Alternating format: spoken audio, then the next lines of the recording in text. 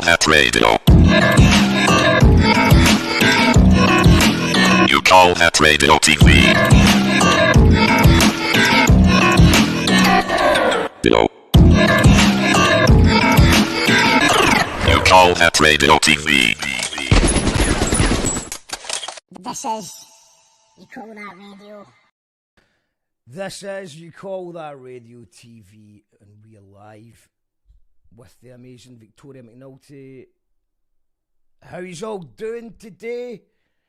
It's quite a busy day today because I've got to go and do a thing later.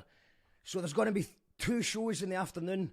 We've got Victoria McNulty who's going to be joining us in a little minute to talk about her upcoming show, film, sort of a kind of mix between a stage show and a film. It was recorded at the Stand. She'll explain it better than I can. Exiles is coming out on the 28th of May. So we've got that.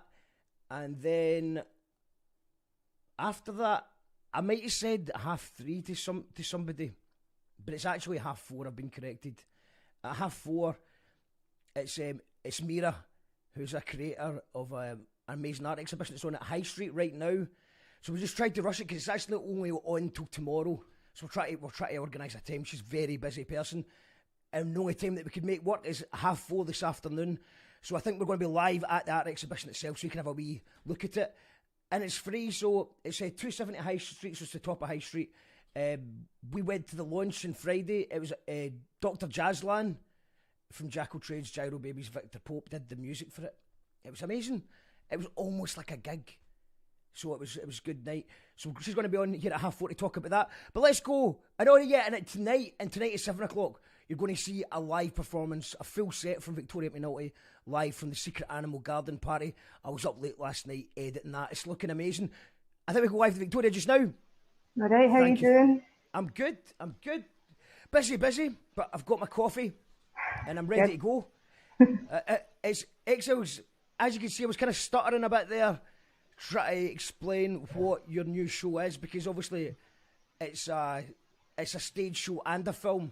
How are you describing this thing? What is it? It's a thing. It's a piece of spoken word, I don't know, cinema. It's like a live performance, but it has been edited for kind of digital viewing. There are short films that have been directed by David Heyman Jr., kind of interspersing the performance that myself and Kevin Gilday have worked on. So it's a mixture of everything. It was just us trying to capture the best of a sort of theatre performance while also kind of utilising all these other benefits that you get for not having to do it live, I suppose, instead of seeing that as a hindrance, if that makes sense. 100%. That's the issue. I've kind of, although it's great doing the live show with everyone, because you've got that interactive quality where people can comment and ask questions and stuff, which I love as well. But before lockdown, I was starting to get quite good at doing the audio podcast, where I would think of skits and, you know, actually give some things some thought and how to do it. I think I've lost that skill because it took about a year to get all right at it. And then now I'm just cranking out the classic episodes as an audio podcast format. And Hamish just told me, stop trying to do half an hour of skits and rants, just introduce it and put it out. So that's what we're doing just now. Mm-hmm. The most recent one is Gavin Mitchell, so check that out if you like an audio podcast, a real podcast, because it's not like this isn't really a podcast. People call it a podcast, but it's merely a thing.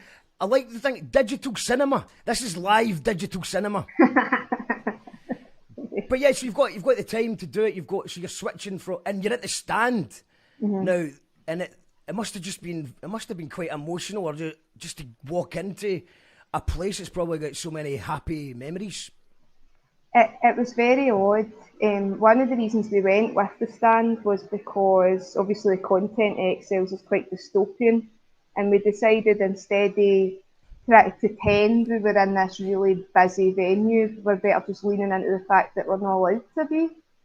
And so we picked the Stand because it's got all the kind of the sort of lettering up and the signage and the big curtains and things, but when you got there, it just felt like a shell of a place, even although, as you say, every time before you've been in, it's been ruckus.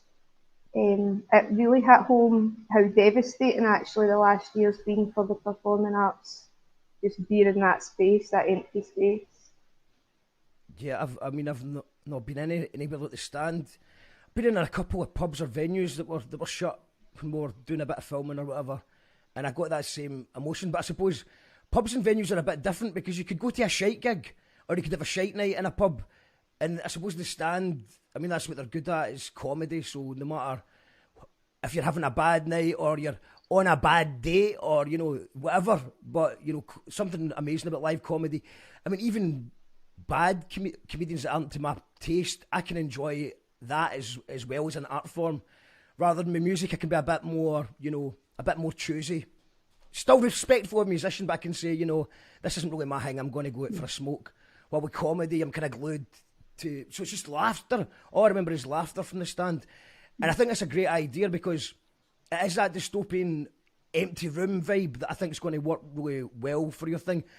And hopefully it's not too long till we're out of this. And I think that it will have that extra effect that everyone who has lived through the pandemic kind of watching that silence and remembering what it was like. Mm-hmm. No, it's definitely been, obviously things like this take months and months to actually pull together. So we were still in full lockdown when we were planning it, and then it looked like the pubs were going to open fully on the weekend it went out. It always looks like that. Oh, the pubs are just about open. They're just about everybody. And sometimes if you don't live in Glasgow, the pubs do open. But Glasgow, eternally level 3 Glasgow, not for us. Pubs are for the others. So yeah, but you're a wee bit concerned. I mean, from a selfish point of view, if the pubs open, that might affect your ratings. I was like, yes. I hope it rains as well. Good on you, Nicola. Shut the pubs. Keep the people of Glasgow safe so that they tune into my show. Yeah, I mean, that's obviously that's a real concern I've got just now. Obviously, I want things to go back to normal. Don't take me out of context and say, oh, Mark just wants lockdown to go on forever. But the Capture Works show, we've got a couple of ideas to maybe do another Capture Works show.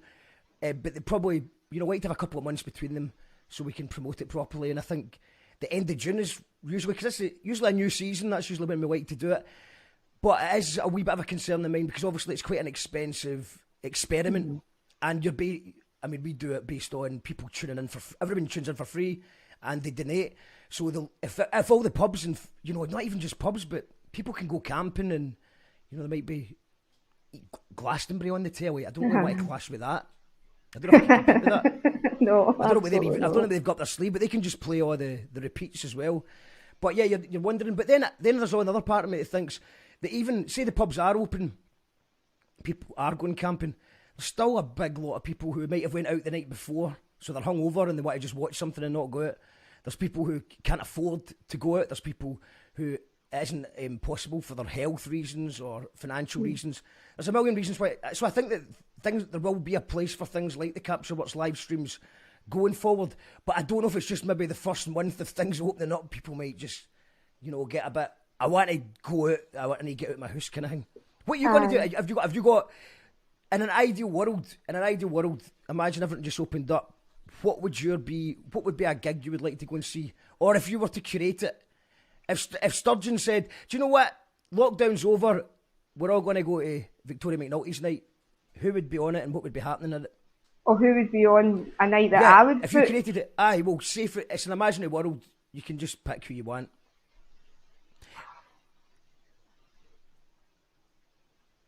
I'd like to keep it local. I'd like local artists, actually. Do you know what? I'd just like a pure Rami. I'd like to just put Gasp on and nobody else. And just that would be it. It's such an overwhelming question because, to be honest, I don't know because it's been that long since I've watched it. That's also, on a screen. Lots of people might have got really shit over lockdown. I think everybody's got a bit of shit. Apart from, there's probably a few people out there that have been practising harder than ever, or maybe some young acts who have just been getting on with it. But I could just imagine everyone being pure shite at the start of playing gigs again. But I don't think it'll matter. I think there'll be a grace period where everyone will just be greeting just to see a thing. Oh my God, he's playing a drum. He's playing a drum live. Whoop whoop. Oh, absolutely, man. It's see that first capture works thing you did that I done with his. Yeah. Remember watching Colonel Mustard? I can't tell you how many times I've seen them, and I've never been happier to see a band in my entire life. Just to stand at the side of the stage, but it's just because it was loud and it was energetic, and that'll win people over. That bass guitar. Well, you have actually kept quite busy because you did that gig at Capture Works. You've done the book release was that towards the end of last year. Was that right? Yeah. So the book, tell us a little bit about the book. So this digital cinema spoken word live stage show is based on the book Exiles. Yeah. So Exiles actually started as a kind of live thing that had initially been worked on with Gag and Abby Normal. And then lockdown happened and just things collapsed. And I still had this kind of half-written manuscript that Speculative Books picked up and I turned into a kind of historical book. But I suppose I still wanted to do a visual thing with it. So yeah, it's based on the initial book, but there's a lot more in it. There's a lot that's been taken out of it. It didn't work on the stage. There's been different stuff that's been added. So it's based on it, aye. But loosely, maybe now. Why is that? Why is it that some things look really good on page, but don't work live, and vice versa? Like, have you ever you ever got a giggle from the crowd over a shit line that you've wrote? Why did people like that? It's just like a throwaway. But what's going on there? I think that things that you would usually write, you tend to write more formally and you tend to write in more detail, but people don't talk like that. So see, when you're on a stage and you're assuming a character and all of a sudden you're reciting something that you've written, sounds a bit odd. So I think we kind of just said as we were developing it that you show, you don't tell. So if you're wanting that character to be lonely, act lonely, you don't need to tell the audience that she's sad. Does that make sense? But you would totally do that in a book. But a lot of it sounded quite verbose and quite unnecessary. Even though on page, it was the detail in it is what made it good.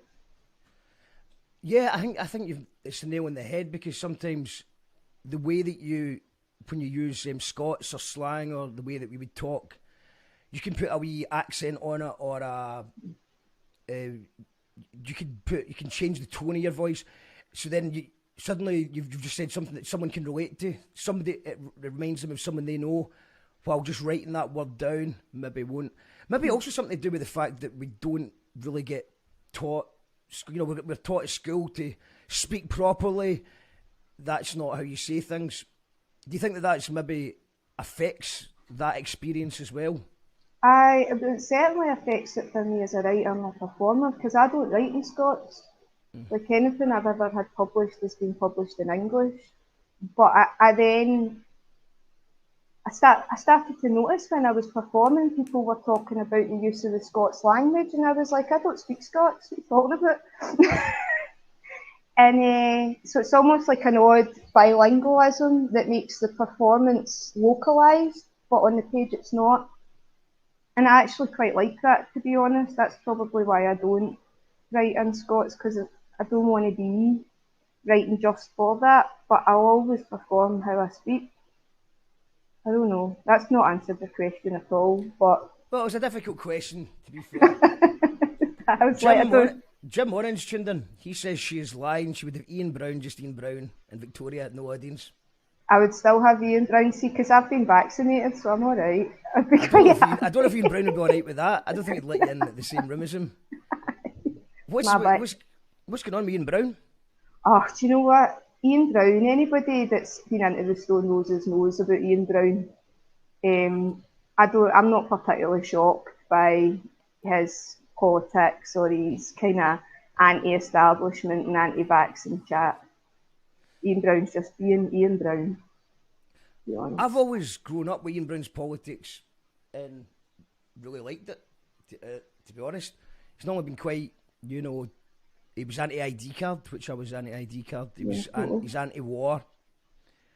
But Yeah, he's really taken it to the next level. I mean, it's not just the fact that he's got that opinion, which is fair enough. I know lots of people that have that opinion about vaccinations in general, but it's the fact that he just doubles down like so hard on it. Like, you know, he refuses to play gigs with a vaccinated crowd and stuff like that.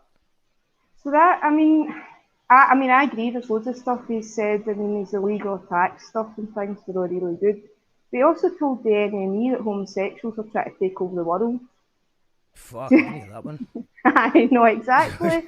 So, but here's the thing: like, no, everybody's going to hold things that you think are right or acceptable all the time. So I suppose the short to my long answer is I don't really care what Ian Brown's up to. No. I'd still go and see him. You still go and see him. Just maybe not the front row. Nah. Tam saying, I remember our trip to Manchester to do Scottish track, as it wasn't simple to just use an accent. Yeah, so what he's talking about is, I was invited, Louis Barbaris is like I don't know if you've met him before, but he used to be a really sort of rock star, cabaret type rock star. He was a really interesting guy, and he got funding for a musical, and he asked me if I would play. He needed a mad Scotsman in his musical, and I went down to Manchester. Tam drove me down to Manchester. That's how good Tam is. I was like, what are you up to this weekend? What are you up to this weekend? I went, I'm going to Manchester to record the thing. And he goes, do you want a lift? And I was like, well, actually, aye, that would be quite good. So we just went down and recorded the thing. And it was strange because, like, this guy's very, you know, he speaks in the, you know, it's that kind of dramatic English accent. He's very good. He's good politics and stuff. I'm not slagging the guy at all, but that's his whole thing. He's like a dramatic, enigmatic English chap who says stuff. And then like, I was to come on and be the Scottish guy, and it was weird. I felt like I was putting on a Scottish accent, like almost like the indie rock scene sometimes does, like the I can be twee too, yeah, Scottish guy, and they don't actually sound like that. That's what I felt like. Let's plug the Exiles thing. I've got the wee link here somewhere to do it. So basically, it's an audio-visual experience, and it's recorded live from the stand, and I'm just going to put the link in the comments for people to do it. How long does it last? What day is it? What time is it? If you it'll be about an hour long, maybe just over an hour, and by the time it's edited, it'll be premiered on Friday the 29th or the 28th of May. I'm going to double check that because I'm the worst person with numbers ever. Do you know what? I've just brought it on the screen. I've got it on the screen, so here, let's just do it. And I just want to clarify for anyone, it's not actually on in the stand, so like, don't turn up to the stand, because I wonder if that will happen to people. They'll actually turn up to the stand and there's nobody there. So, a spoken word film written and performed by Victoria. It premieres at 28th of May, which is next Friday. Yep, and it'll be on all that weekend. So see if you buy a ticket on the Friday and you don't see it, or you want to watch it if you feel like watching it again, you're more than welcome to. It's the ticket lasts all weekend. And a post-screening discussion with Darren McGarvey in the house as well. That's right. So is that like a live thing, or is that already?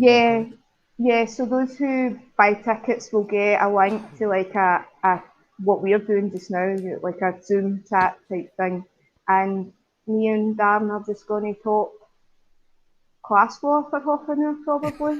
I can imagine.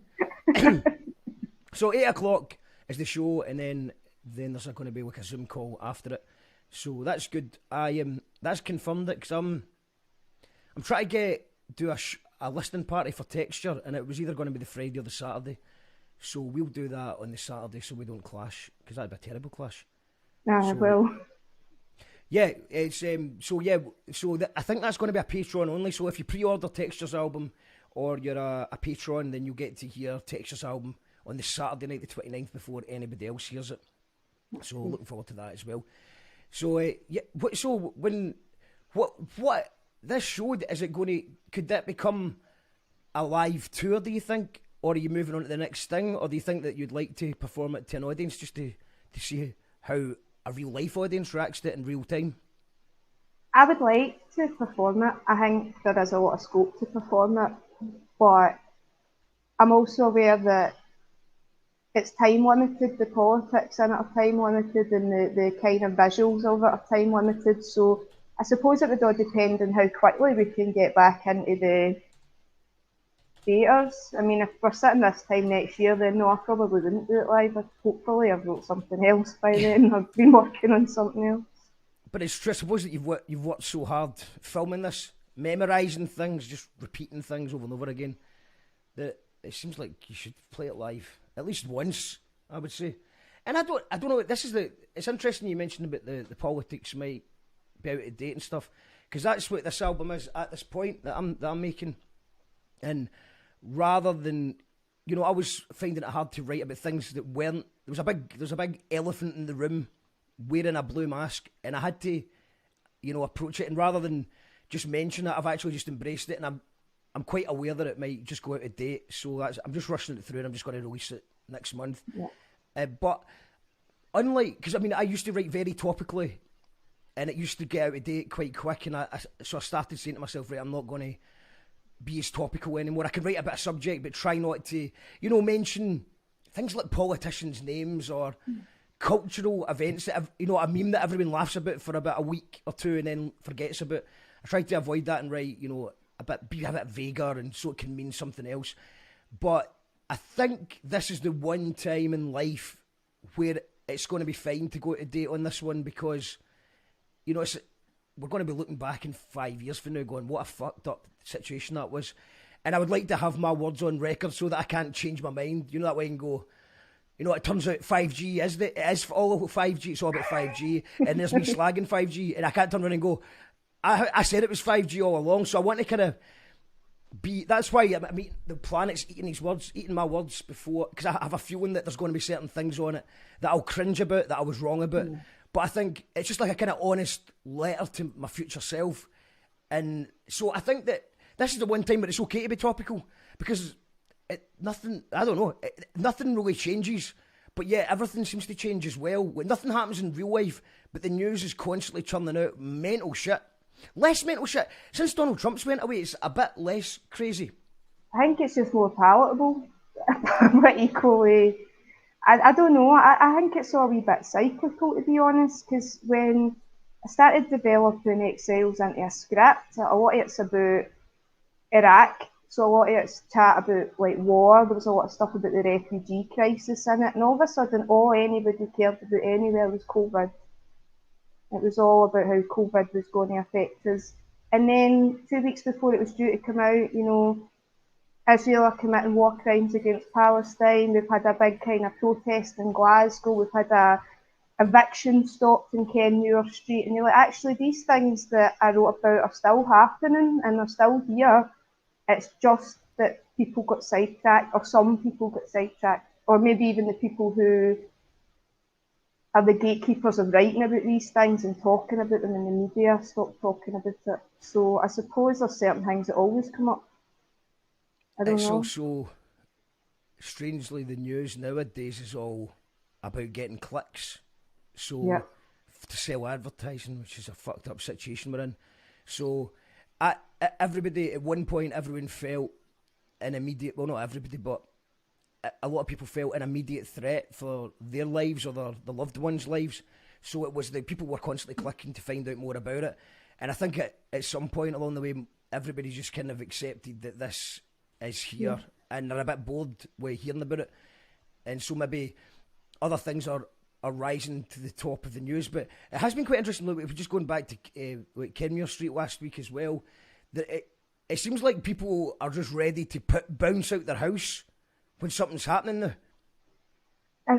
It's good, but what really struck me about that is just like watching footage of it. That was a educated and organised community response. It was, when you saw the activists that were there, they knew what they were doing and they knew why they were doing it. And I found that quite exciting, actually, because if you've got the information and you've got a network, it then makes you emboldened, as you say, to bounce out your house and stop an injustice. Because And I think Jim, actually, he knows the couple of the charities involved. I can't. So if you want to send me a link there, Jim, I'll give them a wee shout out. But yeah, I think my understanding is it started with somebody taking a picture on Twitter and said, what would you do if you seen a Home Office van on a narrow street? And then somebody messaged back going, contact these guys. And then within half an hour, it just got bigger and bigger. And then by the end of the day, it was packed. And yeah, I mean, what an amazing thing to happen. And it was quite emotional seeing the guys, getting let out of the van. I mean, that just doesn't happen in Scotland. No, it was. I was surprised at that, pleasantly surprised. But what a win for that community, actually. And we can criticise the politicians and things that got involved to say they were vote keeping or whatever till we're blue in the face, but it means that two people weren't snatched from their homes that day. It's important. It seems like there was definitely a lot of politics at play. I'm not going to go down the conspiracy theory route, but just that, it's just a few days after the local elections, it almost felt like, the Tories are saying, we're still boss, we're still in charge here, by trying to snatch two people that were actually still appealing. From what my understanding is that they were appealing to stay, and the appeal hadn't been heard yet. Someone from that constituency, Nicola Sturgeon's constituency, just getting snatched out their house. So it did seem quite political in some ways, and maybe that's why there was people from SNP try to contact the Home Office to try and put a stop to it and stuff like that. And it must be a strange one for the Polish, because the Polish are like, they've been they're kind of sent there to do the Westminster's dirty work, and then their immediate bosses are kind of saying something else. It just kind of shows what a strange world it is. We're in a country where another country can try and overrule what happens in this country. Oh, yeah. I don't know. I've learned about talking about Police Scotland online. I'll just leave it at that. I was going to say something and then I'm like, no. Nah. We've got Best Memories of Victoria also in the van, oddly enough. Yeah, I remember the van too. Hello, Mark and Victoria, lovely to see you again. Last time was at Sleazy's with the rum riots. Oh, John, it takes the footage. Yeah, oh, the legendary John McKinley. Yep. John's put a post up last night saying that he's going to delete everything from YouTube because YouTube is now putting adverts on his thing. So John's been very, since he started doing this years and years ago, he said, I don't want to monetize my videos, I just want to put out videos. I don't want any money, I don't want adverts on my shit. And, I was the same as well. But then I found out that YouTube are putting adverts on anyway, so I might as well monetize it. So as of about mid-December, I clicked the monetize button. But luckily, because I swear so much, the adverts don't really work with me. So my advice to John is just don't delete anything, just add fuck YouTube to the start of each video, and then you won't make a penny, and there'll be no adverts during your footage. And keep up the good work. Please don't delete it all, John. That stuff that scares me. When you say you're just going to delete everything. Jim has linked me something, but Jim, I can't see the link because of the system I'm on. Message me if you're trying to say, because it looks like a link here to a thing, but I don't know what that is. I can't click it on StreamYard, so I don't know. You need to send me it by private message. So yeah, so then from the Glasgow's had a mental week because you had that on the Thursday. And then on Saturday, Rangers celebrated, inverted commas, with fireworks blowing up in hands, people, big mass rammies. And I don't know if you see the woman just jumping into a bush. That was my favourite piece of footage. That was new. That was definitely new. People climbing up scaffolding, throwing bottles at people. Yep. And but it's just really weird that everyone goes, in the comments anyway, it just seems like there's lots of people that go, but that's the same as if you can go to Kenmure Street, that's the same thing, and they're saying it's the same thing. Do you think it's the same thing? Absolutely not. Scotland's got a false equivalency problem with this. It always has had. Anytime you try to challenge it, somebody goes, well, you sing about the Ra, or, well, they were out marching for Palestine, or it's just about deflection of a problem that's so ingrained and so disgusting that nobody actually wants to look at it. So they'll pick on people in Kinmure Street to make it look like we're all at it. And it's the same.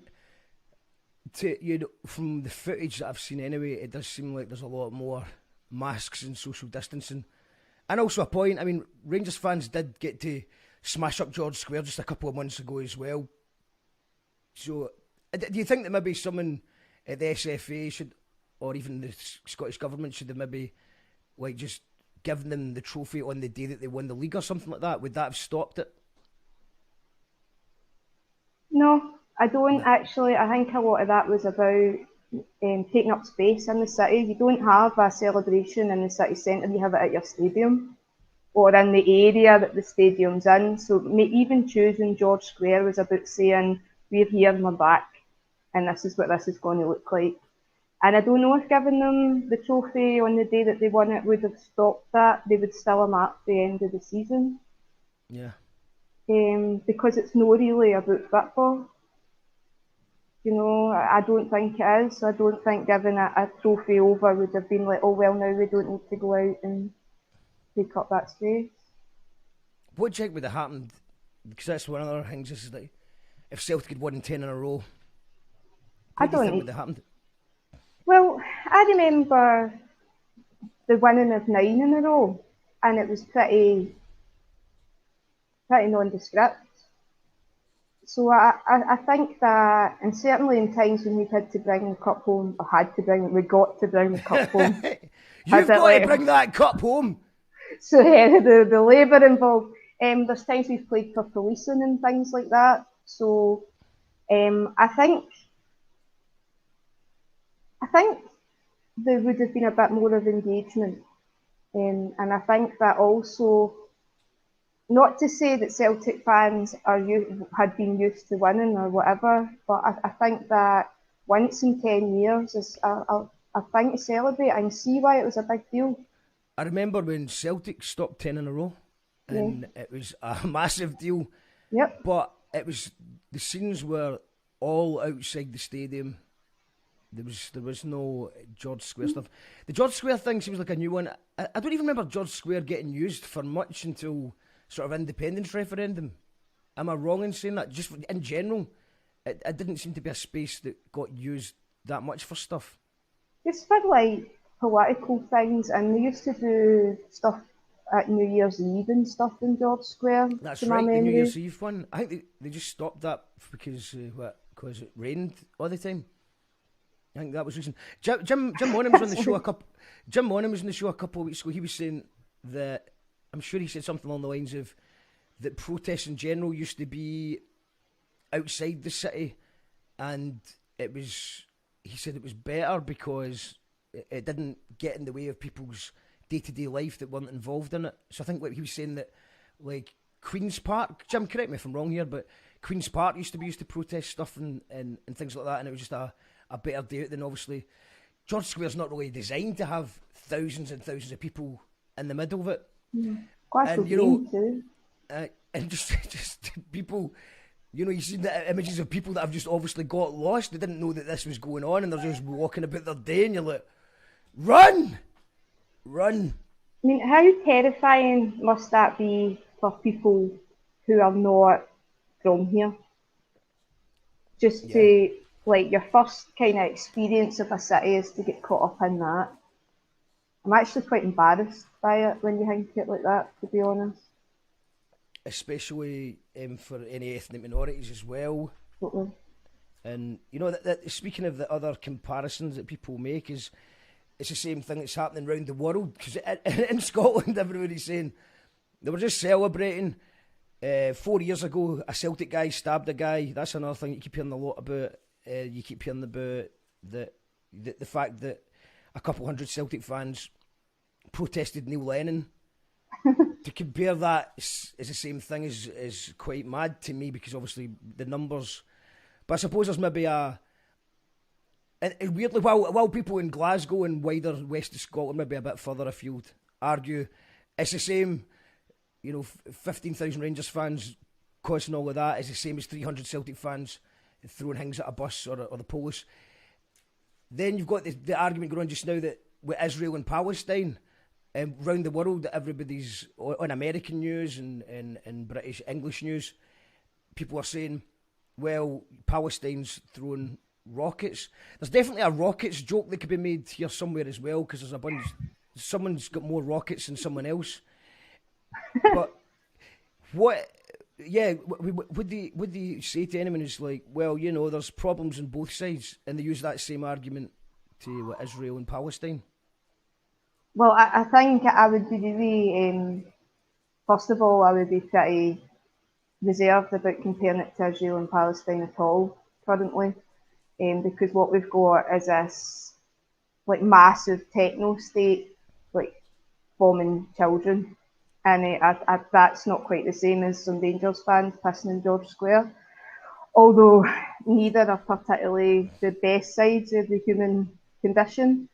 So I just think that anybody that draws your kind of equivalences between these things really needs to want to engage and want to actually look at statistics and look at the history of these things involved, because there's always a history. But the truth is, it's really easy just to draw your equivalents and go back in your shell. And I suppose engaging in that and trying to raise these questions is where the hard work is. I've always tried to do it through art. I've always tried to share wee bits through art or through working in communities with young people. But to do it on a large scale, I don't know how, to be honest. It seems big. I suppose it's the comment threads has changed everything as well, because, and obviously the fact that we can't meet our friends for a drink or discuss ideas. It's not, social media platforms aren't really set up to it. So as soon as someone says something, you know, like Rangers fans misbehaved, then Rangers fans are going to obviously stick up for their team and their supporters. Of course they are. So if you're a Rangers fan who's maybe a wee bit disappointed in your team, you're then seeing lots of Rangers fans defending it. So you're like, well, I like that reality tunnel better than having to deal with a bigger subject. And yeah, it's not right to compare the similarities, but I mean it more in a kind of that whataboutery of, yeah, but that side as well, they're doing bad things and nothing ever gets done by doing that. There's also another thing that people do, and I've been guilty of as well. I mean, fucking half my early back catalogue was doing this, is saying, why are we talking about this when this is more important than that? And I see it a lot now where it's like, so someone's got someone raises awareness to a problem that needs addressed, then someone will go, why are we worried about that when we should be worried about that? And I think that's a strange part of the human condition. It's like, it's almost like we're not willing to fix that until that's fixed. I shared a meme last night, and it was someone saying basically, for people that don't tip their waiter, they should be forced to do a double shift or something as a reality TV show or something like that. I'm paraphrasing it, it's not very funny the way I'm saying it. And then there was, Captain Hot Knives in the comments going, or they should be forced to work a New Year's Eve shift at the Saracen Head with a Union Jack hat on and stuff like that. And everyone just kind of sort of laughing, just giving respect to the people that work, in the service trade. You know how hard they work and how much bullshit they have to listen to from people moaning about stuff and just generally being disrespected. But then someone commented saying something like, what you should be wishing for is a world where people don't have to tip the stuff. Which is just well, it's like, this isn't a magic genie. We don't actually get 3 wishes here. We've not wasted a wish on a reality TV show where it was just a meme. It's not a magic genie lamp. But I suppose it's just something that I'm seeing a pattern that happens all the time, and I'm guilty of it as well. But what about this? What about this? And actually, when you think about it, we should actually try to fix the smaller problems first, because the bigger problems are quite complicated. We can't really fix them. Got some comments coming in. The woman who's jumped in the bush is Maggie McGrory. They jumped off the monument in the bush. She's mad. Do you know her? She come on the show. Definitely not about football. They win and still full of hatred, says Angela. St Johnson in the cup final Saturday, says Petra. Yeah. Whoop! There was a huge street party in the Gungad when Celtic stopped their 10. That might be right. It was right. That was right. Legendary. But it didn't really. But it wasn't in the city though, was it? So I think everyone that was there was all right with it. That would happen if they never lift any trophies. That could have happened anyway, says Tam. I drove into Manchester city centre the morning after Rangers fans visited and the place looked like a war zone. Spent the rest of the day trying not to sound Glaswegian. I'm going to make the odd attempt at being diplomatic here, because I'll be the first person to layer it into Rangers fans, especially when there's anti-Catholic, vile stuff coming out their mouths. However, we're also in a time where people are really, really, really annoyed, and they are feeling hampered and they're feeling unlistened to. And there's probably quite a big section of that Rangers support that feels completely neglected and left behind. And that's also probably contributing to quite how vile it was at the weekend. So as much as I'm like, no, you're right, we've seen this with them before, it's a historical thing, that there has to be an understanding of that there's other factors involved in this as well that will make people react in that way. There's major mental health issues all around the country and all around the planet right now, I'm sure. There was a mental health crisis before COVID and everyone being locked down and losing their livelihoods and not being able to, or the worst bit is people that have kept the livelihoods but they're just working the way, like many people that I know have had to work every day since lockdown occurred without the fun bit. And I mean, the thing is that we all take jobs that we hate so we can pay the bills and have some fun with our friends and watch music or whatever you like to do, football, whatever it is you like to do to let off steam. So without being able to let off that steam, then it is going to multiply everything by 100. And just like people just drinking all day, man, they've just not got the tolerance for it either as well. So let's be diplomatic in that sense and say it is fucked up times as well. I've got a message from Jim saying that, so he's just put a wee post, hold on, I'm just going to share it to the screen. So it's resisting raids and evictions, what next after Kenmure Street. It's an online event today from 6 o'clock. So I'll put a link in that in the comments if anyone's interested in it. So that's the people, Glasgow No Evictions campaign it was, that I think that spearheaded it the last time. So I'll put a wee link in that. That's a free event online today at 6 o'clock if anyone wants to check that out. And yeah, it's just they just seem well organised and actually having solutions to problems. It's great to see that. And Jim was also talking about, it was Queen's Park. Oh, they didn't defend any statues on Saturday. Queen's Park, Glasgow Scene, etc. The both sides thing is bullshit, both regarding the sectarian issue in Scotland and in Palestine.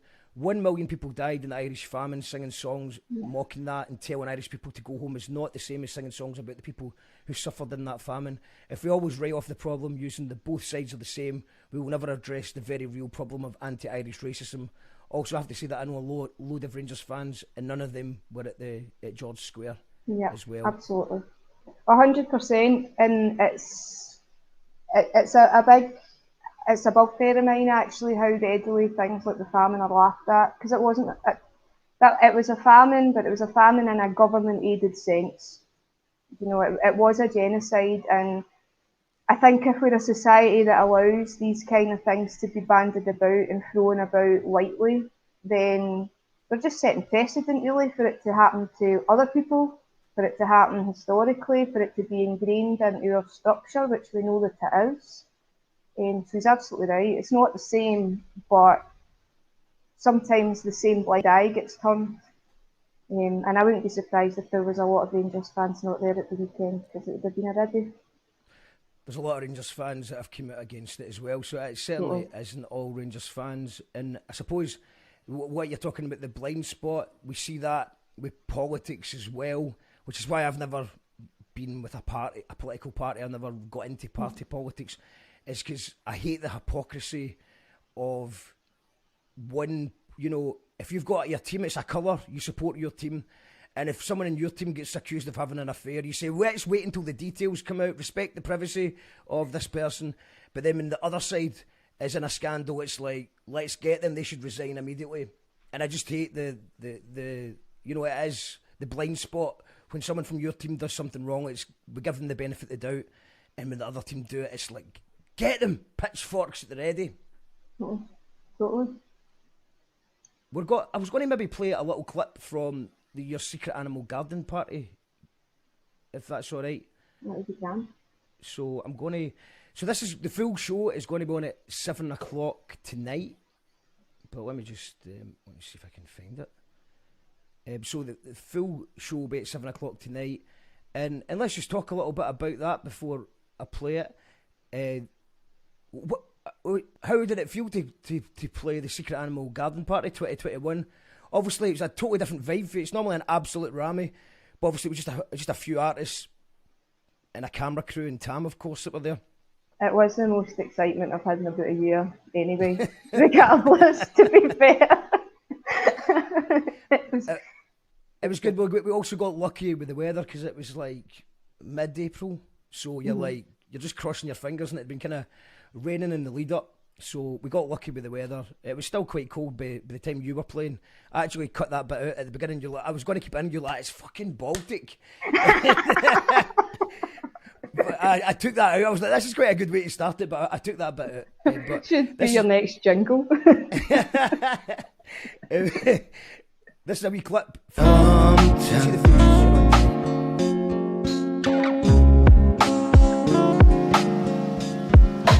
Make things happen. Right. So I'm in Lynch's. Lynch's, you know Lynch's? I know Lynch's. So anyway, I'm standing at the bar, and this guy with his bog and hippie trousers like he's been on a gap year, but he shat himself on the flight home. And he's like, do you have the Wi-Fi password? And I'm like, in Lynch's? Lynch's, you know Lynch's? Of course I know Lynch's. So anyway, I says, mate, he leans into me, this binge-drinking dentist, eyebrows poised to extract molars for disbelieving mouse. A pound rattles some Aztec camera for a jukes box overhead, but it's just me and him, rough and rotten in this stout Formica stench. He says, mate, I think you must be fucking lost.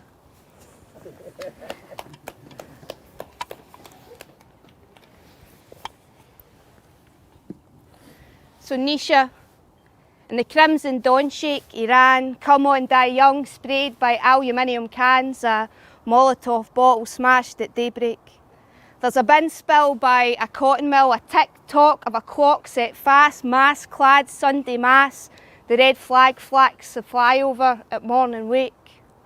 And at dawn, she poured him out, himself a neck-tight sweat break, and he stood bareback and Clyde-made and cried his city a heartache. It'll be plundered as we slumber here, silent spies lie wild around them. So this next piece is called Caledonia Uber Alleys. Take what you will from that. The cladding on that hospital's already left 79 dead. It's melanoma that's already spread, and they'll be goose-stepping to Caledonia when it finally takes us all. There are plants that stand 7 feet tall in this tropic of cancer in the Calton that sees no need for a prince. They're going to shut off the heating, the eucalyptus weeping, they'll sip Lefroy to Eddie Reader when we've got no place to go. And when our lives become car parks or red mid-market and counting, they'll call us service users, bump spawns on Burns night soirees, and then blame Westminster when the curtains call. We've got teachers on strike, bin men on strike, academics on strike, nurses on strike, a generation of young folk declared no fit for work. See, it's like Donald Dewar's wee pipe dream as some shower of scabbing. So let me tell you how I love you, and I think about you all the time. Caledonia, you are calling me, and I don't want to call that home.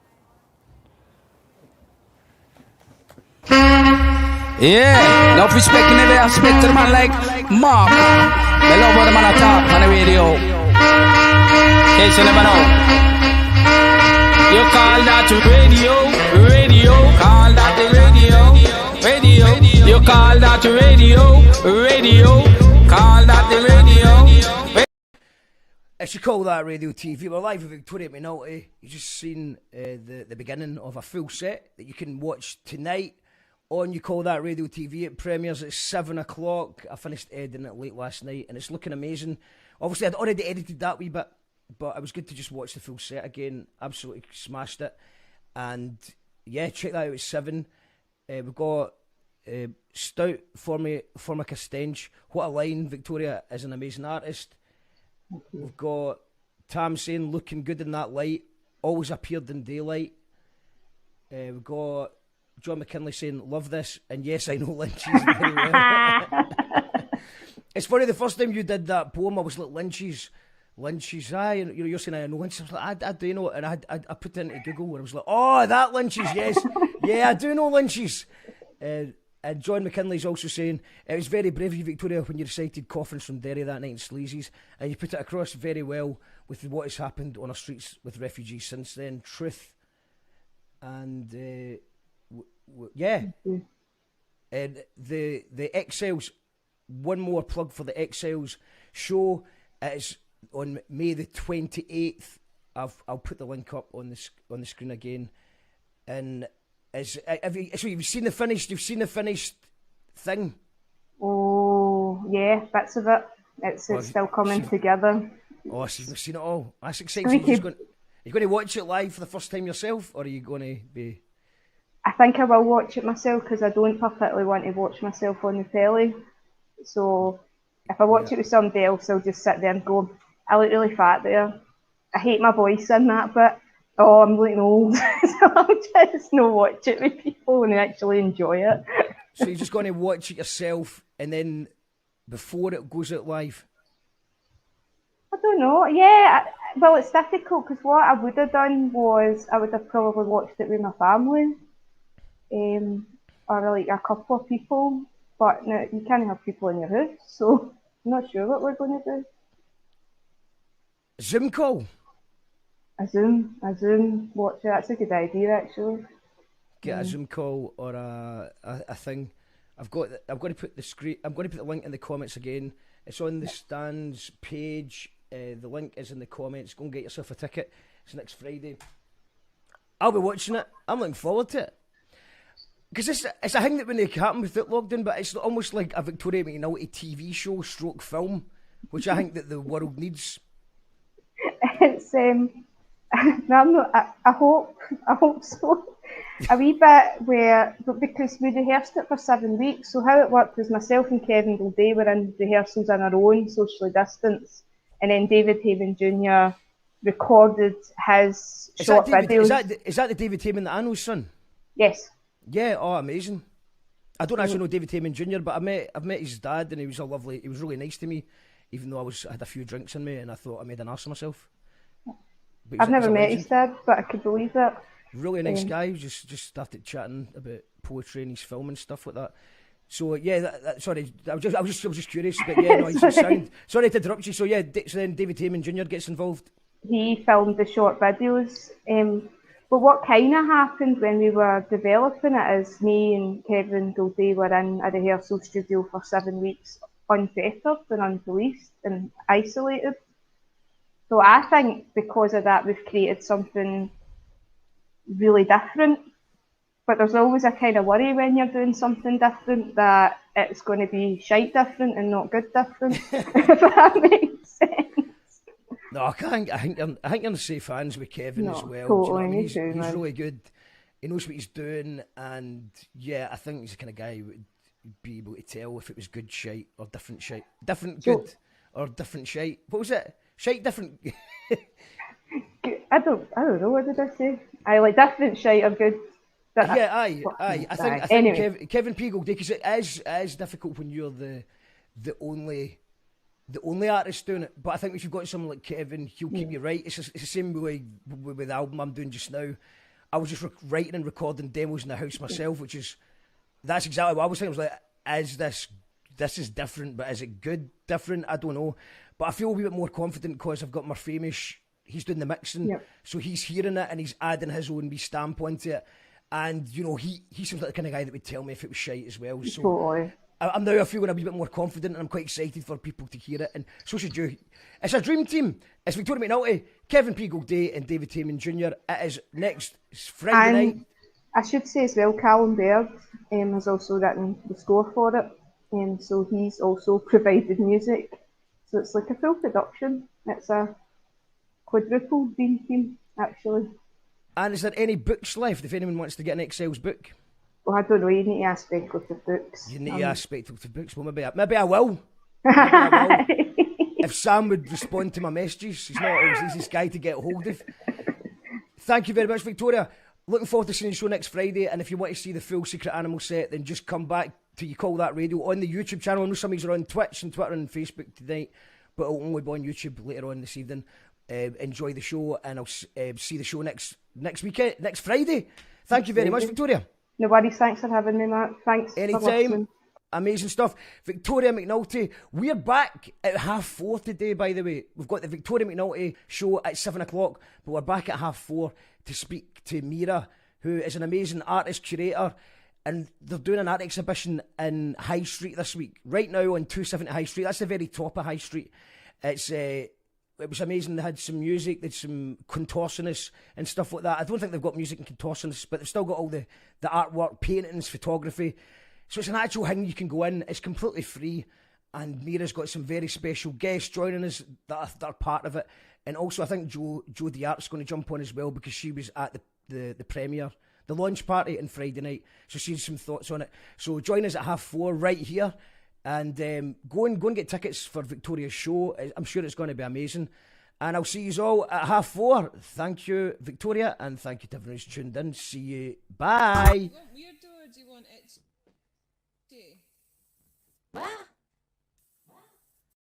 If you don't